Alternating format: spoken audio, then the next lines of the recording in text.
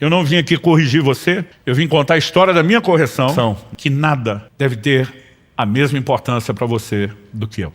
E nesse momento eu entendi o Senhor dizendo, eu não espero de você nada menos do que chegar a esse lugar de compreensão, que nada deve ter a mesma importância para você do que eu. Ou seja, muitos de nós já não buscamos a Deus como deveria. Dos que estão buscando, alguns de nós estamos focando talvez algo que precise de um certo ajuste. E eu quero começar falando em primeiro lugar, esse foi o primeiro nível de entendimento e de correção que Deus trouxe para mim, na esperança de que a carapuça também lhe sirva. Porque não é justo a gente apanhar sozinho, a gente sempre quer que alguém mais seja incluído na história. Mas Deus me fez ver um contraste entre performance, usar a palavra performance, leia-se desempenho, entre performance versus paixão.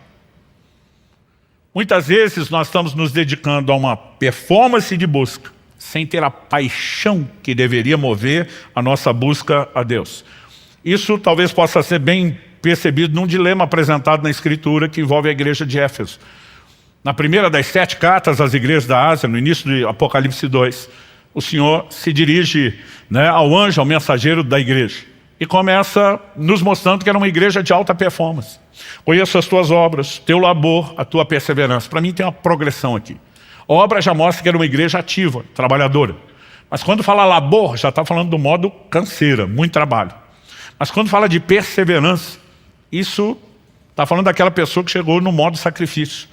É aquele nível que de vez em quando a gente fala para os nossos líderes aqui, é sangue nos olhos e faca no dente. É com ou sem vontade, com ou sem empolgação. E a igreja de Éfeso era uma igreja de alta performance. Não importa a perspectiva de análise. Se você lê a história do que acontece em Éfeso, registrado no livro de Atos, se você lê as entrelinhas da própria epístola de Paulo aos Efésios, se você olha para a carta que o Senhor Jesus envia através do apóstolo João no Apocalipse, ou se você olha as descrições da história, a igreja de Éfeso era uma igreja incontestavelmente de alta performance, não só no trabalho. Eles eram o que nós podemos chamar de uma igreja que tinha muita resiliência. O Senhor diz, suportastes provas por causa do meu nome e não desfaleceste. Tinha um controle de qualidade até. O Senhor diz, puseste à prova os que dizem apóstolos e não são, e os achaste mentirosos. Não há ângulo ou perspectiva que você avalie a igreja de Éfeso que não veja nela alta performance. Mas o Senhor diz, tenho porém contra ti, que abandonaste o teu primeiro amor. E aí Deus está dizendo, a performance está lá em cima, estratosférica. Mas a paixão está no chinelo, está lá no chão. E aqui de repente um desenho começa a se abrir. E o Senhor não fala disso como se fosse uma crise. Eu lembro de uma ocasião que uma pessoa me aborda e diz, pastor, o senhor poderia orar por mim no final de um culto? Eu falei, claro. Pelo que você quer que eu ore? Eu gosto de perguntar pelo que a pessoa quer oração. E ela falou assim, não, eu estou em crise. Eu falei, que tipo de crise? Falou, perdi o primeiro amor. Eu falei, desculpa, então você não está em crise, você tem pecado. E ele me olhou assustado, como assim? Eu falei, o único momento em que Deus toca no assunto, você está falando de perder o primeiro amor e diz, lembra-te de onde caíste, chama de queda. Arrepende-te, está chamando arrependimento. Então nós temos uma lógica muito simples. A definição bíblica de pecado está lá em 1 João 3,4. É a transgressão, a desobediência da lei.